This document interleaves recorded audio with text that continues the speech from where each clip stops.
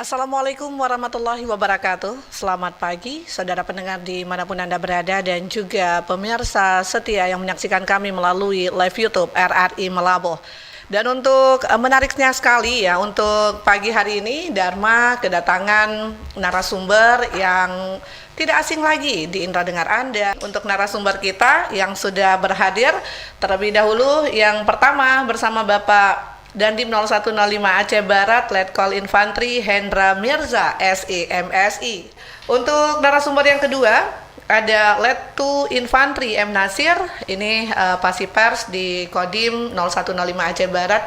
Assalamualaikum Pak. Waalaikumsalam Bu Dharma. Untuk pendengar dan juga pemirsa, topik menarik yang kami hadirkan, peran pemuda Aceh Barat untuk bela negara dalam bingkai NKRI, ini melalui TNI Angkatan Darat. Betul, atau TNI AD. Betul. Menjawab pertanyaan dari Mbak Dharma, saya akan memberikan satu quote dari Bapak mantan Presiden kita, Presiden pertama Republik Indonesia, Bung Karno, yang menyampaikan bahwa beri aku 1000 orang tua, niscaya akan kucabut Semeru dari akarnya. Beri aku 10 pemuda, maka akan aku guncang dunia. Dari pernyataan beliau itu menyiratkan bahwa pentingnya pemuda-pemuda kita dalam semua sektor, baik itu pemerintahan, kemudian pembangunan, dan bela negara. Satu hal yang saya ingin sampaikan kepada pemuda-pemuda Aceh Barat, bahwa peran pemuda itu sangat vital, Mbak. Betul. Tanpa pemuda kita akan berjuang akan lama dan akan sulit. Tapi bila kita memiliki pemuda yang kuat, maka insya Allah perjuangan apapun pemuda kita akan mampu untuk melaksanakan. Pemuda-pemuda kita yang akan memimpin negara kita ini juga salah 1, salah 2, dan salah 10, mungkin semuanya bisa berasal dari Aceh Barat. Itu harapan kami, Mbak. Amin, mudah-mudahan. Ya, itu yang pertama menjawab dari pertanyaan dari Mbak Dharma. Terima kasih. Topik hari ini tuh ada pembukaan atau penerimaan untuk generasi-generasi muda kita nanti yang ingin menjadi bagian dari keluarga TNI Angkatan Darat sendiri. Baik, terima kasih Mbak Dharma. Memang benar sekali bahwa topik kita ini juga akan sedikit banyak membahas tentang perekrutan yang akan dilakukan oleh TNI AD. Dalam hal ini ada 3 perekrutan, Mbak. Ada 3. Membahas tentang perekrutan pendidikan pertama untuk menjadi seorang tamtama TNI AD, kemudian Dikma untuk membentuk seorang bintara, dan yang ketiga adalah membentuk calon-calon perwira. Dan untuk calon perwira ini kita memiliki 2 sumber perekrutan. Sumber pertama dari sekolah menengah atas yang akan dididik di Akademi Militer. Kemudian sumber yang kedua adalah sumber sarjana yang nanti juga akan dididik menjadi seorang perwira sumber sarjana. Itu selama pendidikan kurang lebih 8 bulan. Untuk Akmil sendiri kurang lebih 4 tahun. Sebenarnya dalam pasal 27 ayat 3 Undang-Undang 1945, kewajiban kita setiap warga negara itu berhak dan juga wajib ikut serta dalam usaha pembelaan negara. Itu pasal yang menaungi dari kegiatan perekrutan dari personel dari TNI AD ini. Dari pasal tersebut kita bisa menjabarkan bahwa sebenarnya setiap warga negara itu, Mbak, berhak memiliki kewajiban dan juga memiliki hak untuk menentukan kebijakan bela negara melalui lembaga perwakilan yang ada, yang sudah diamanatkan oleh undang-undang. Yang kedua, bahwa tiap warga negara itu turut serta dalam usaha bela negara itu sesuai dengan kemampuan dan profesinya. Sebenarnya inilah ya, penerimaannya sudah mulai di tahun 2025. Sudah, Mbak. Sudah jadi mulai. Sedikit mengenai penerimaan yang saat ini sedang berlangsung. Kita sedang membuka penerimaan calon tamtama TNI AD. Penerimaannya sendiri secara online sudah dibuka pada bulan Desember 2024. Dan secara offline ataupun pendaftaran langsung dibuka sampai dengan tanggal 31 Januari tahun 2025.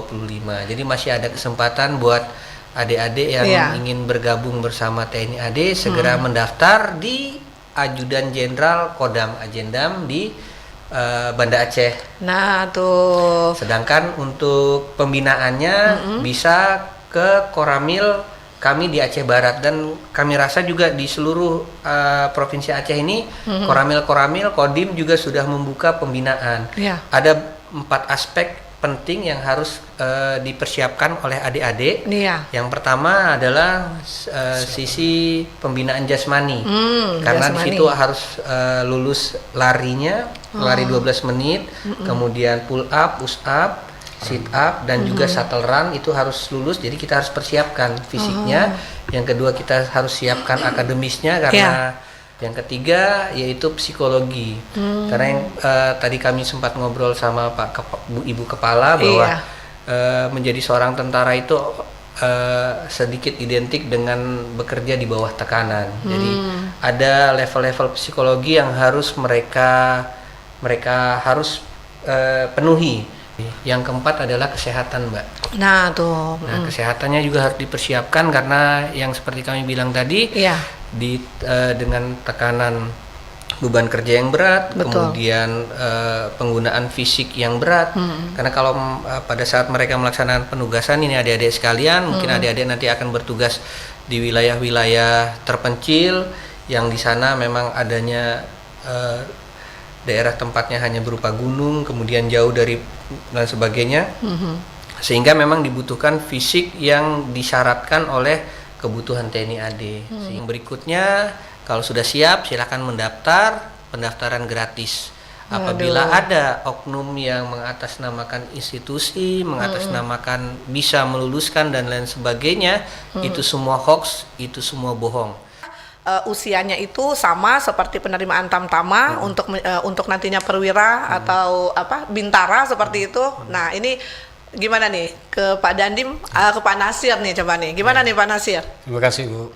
Untuk usia, pelamaran dari umur 18 terendah, 18 tahun, terus sampai dengan 22, itu batas akhir umurnya. Batas 18 sampai 22. 18 sampai 22. Oh iya. Baik pendengar dan juga pemirsa dimanapun Anda berada, usai sudah dialog kita untuk hari ini dengan topik peran pemuda Aceh Barat untuk bela negara dalam bingkai NKRI melalui TNI Angkatan Darat. Dua narasumber kami, ada Bapak Dandim 0105 Aceh Barat. Terima kasih Bapak. Ini Pak Dandim Letkol Infantri Hendra Mirza SEMSI, dan juga ada Letu Infantri M Nasir Pasipers Kodim 0105 Aceh Barat. Terima kasih Pak Nasir. Terima kasih, Bu. Baiklah pendengar dan juga pemirsa, terima kasih untuk Anda yang sudah tadinya berpartisipasi melalui chat live YouTube RRI Malabo, dan untuk kali ini kita cukupkan sampai di sini. Insya Allah kita bersua kembali di lain waktu dan kesempatan dengan topik yang berbeda. Akhir kata Syahadat Mayani dan dua narasumber kita, kami bertiga undur diri. Wabillahi taufiq wal hidayah. Wassalamualaikum warahmatullahi wabarakatuh. Waalaikumsalam warahmatullahi wabarakatuh.